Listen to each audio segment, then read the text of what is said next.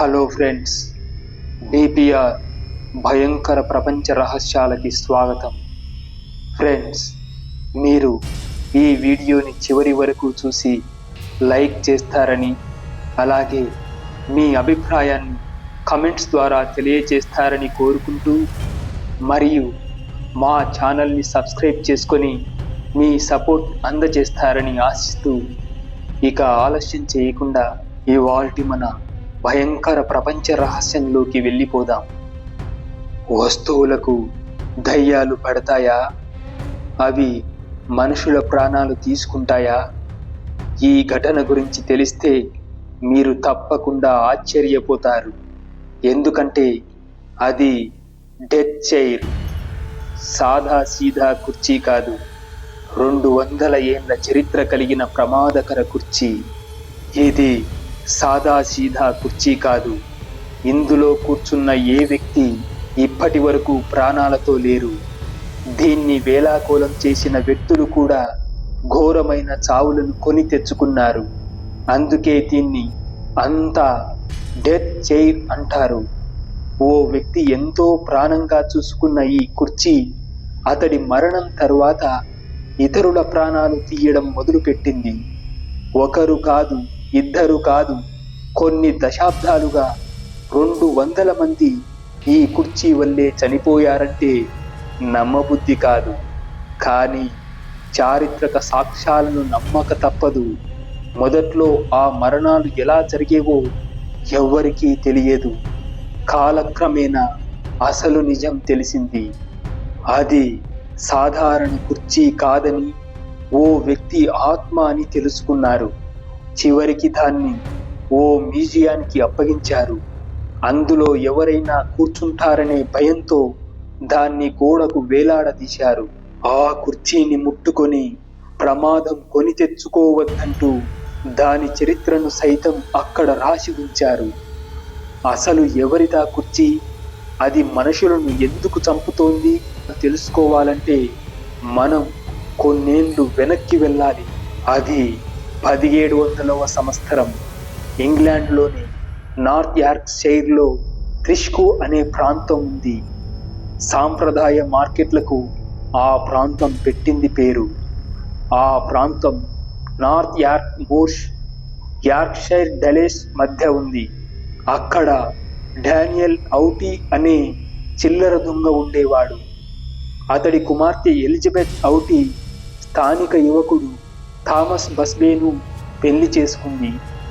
Busby కూడా డానియల్తో కలిసి దొంగతనాలు చేయడం అలవాటు చేసుకున్నాడు.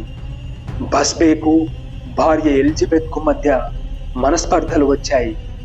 దీంతో తండ్రి డానియల్ ఆమెను తన ఇంటికి తీసుకెళ్లేందుకు కూతురి దగ్గరికి వచ్చాడు.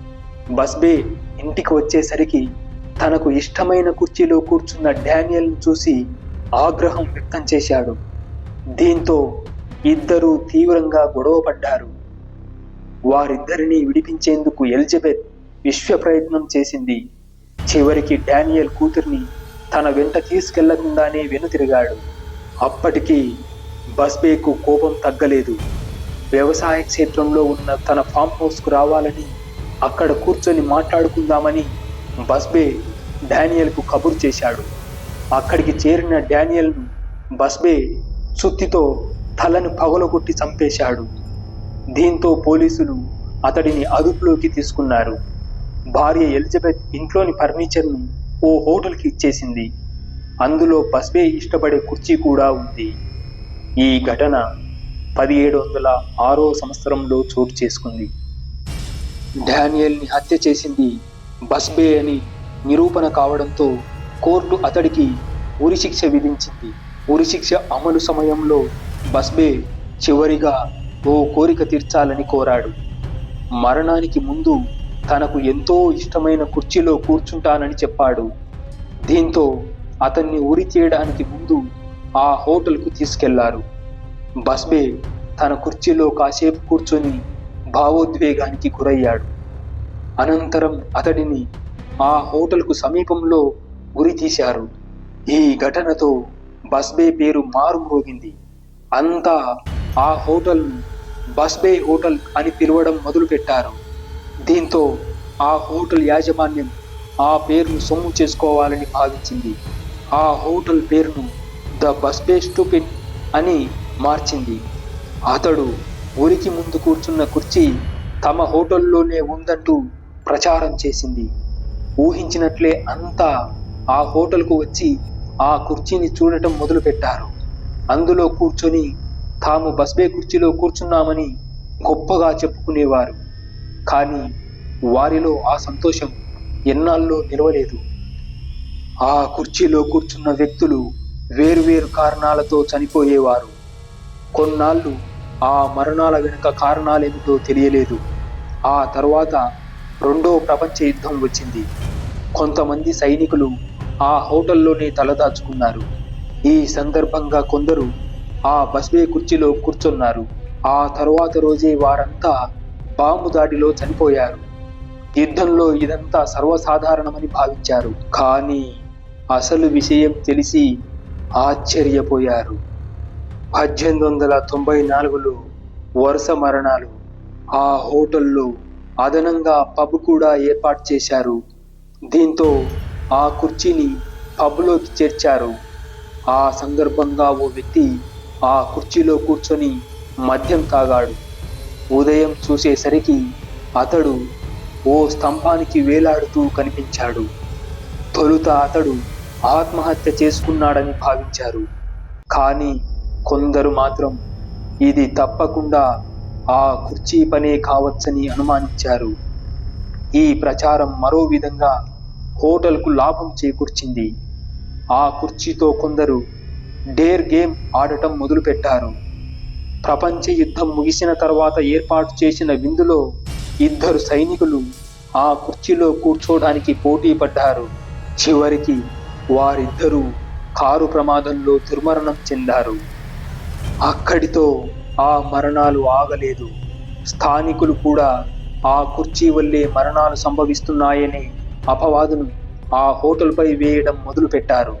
దీంతో హోటల్ భవన యజమాని టోనీ ఎర్న్షా ఇకపై అందులో ఎవరూ కూర్చోకూడదని దాన్ని సెల్లార్లో పెట్టారు. అయితే ఓ రోజు హోటల్కు సామాన్లు తీసుకొచ్చిన డెలివరీ డ్రైవర్ సెల్లార్లోకి వెళ్ళి ఆ కుర్చీలో కూర్చున్నాడు. కొన్ని గంటల తర్వాత అతడు కూడా రోడ్డు ప్రమాదంలో చనిపోయాడు. దీంతో ఎర్న్షా ఆ కుర్చీని స్థానిక త్రిస్ట్ మ్యూజియానికి అప్పగించాడు. ఆ కుర్చీని నేలపై ఉంచితే ఎవరైనా కూర్చునే ప్రమాదం ఉందనే ఉద్దేశంతో దాన్ని గోడకు వేలాడదీశారు. అది ఎంత ప్రమాదకరమో తెలుపుతూ ఓ కథనాన్ని ఉంచారు. కనీసం ఆ కుర్చీని ముట్టుకునేందుకు కూడా ప్రయత్నించవద్దని అందులో రాశారు. ఆ కుర్చీలో కూర్చున్న వారు ఎందుకు చనిపోతున్నారో తెలుసుకునేందుకు ఫర్నిచర్ హిస్టోరియన్ డాక్టర్ ఆడమ్ పావెట్ రంగంలోకి దిగారు. మ్యూజియంలో ఉన్న ఆ కుర్చీ బస్బే ఉరి సమయంలో కూర్చున్నది కాదని తెలిపారు. అది సుమారు 138 ఏళ్ల కిందటిదని, సుమారు 1840లో దాన్ని తయారు చేసి ఉండవచ్చని పేర్కొన్నారు. మరి అది నిజమైన బస్బే కుర్చీ కాకపోయి ఉంటే ఎవరిది? బస్బే కూర్చున్న కుర్చీ ఎక్కడ ఉంది? హోటల్ నిర్వాహకులు బస్బే కుర్చీని మరెక్కడైనా దాచిపెట్టారా? ఇలాంటి ఎన్నో అనుమానాలు వ్యక్తమవుతున్నాయి. విన్నారుగా ఫ్రెండ్స్, ఇవాల్టి డెత్ చైర్ భయంకర ప్రపంచ రహస్యం గురించి. మరి ఈ స్టోరీపై మీ అభిప్రాయాన్ని కింద కమెంట్స్ రూపంలో రాయండి. అలాగే ఈ వీడియో గనక మీకు నచ్చినట్లయితే లైక్ చేయండి, షేర్ చేయండి. ఇలాంటి మరిన్ని రియల్ హర్రర్ స్టోరీస్ కోసం ఇప్పుడే మన ఛానల్ని సబ్స్క్రైబ్ చేసుకోండి. నెక్స్ట్ ఇంకో రియల్ హర్రర్ స్టోరీతో మళ్ళీ కలుసుకుందాం.